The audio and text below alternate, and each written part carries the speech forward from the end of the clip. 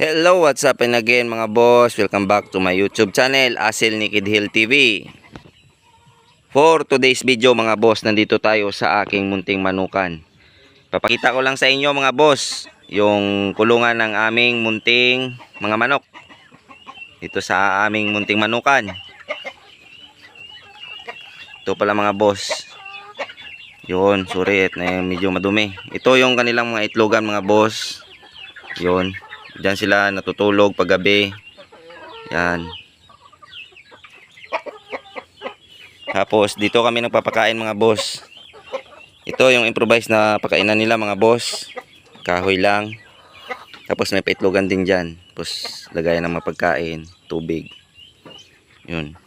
Diyan kami naglalagay ng tubig mga boss. At ganito lang kalalawak pala yung aming lugar mga boss. Mayroon lang kami na screen. Yun.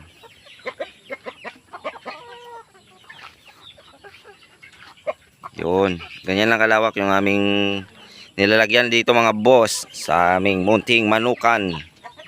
Sa aming mga free range na chicken. Na mga native chicken mga boss. Ito naman yung aming brooder area. Yun, saglit lang mga boss. Atras muna ako ng konti para makita nyo. Yun, ganyan lang kasimple mga boss. Papasok tayo mga boss at ipapakita ko sa inyo yung ating mga sisiw. Ito mga boss, at may bago tayong pagpisa. Napisa yan kahapon mga boss. Yun.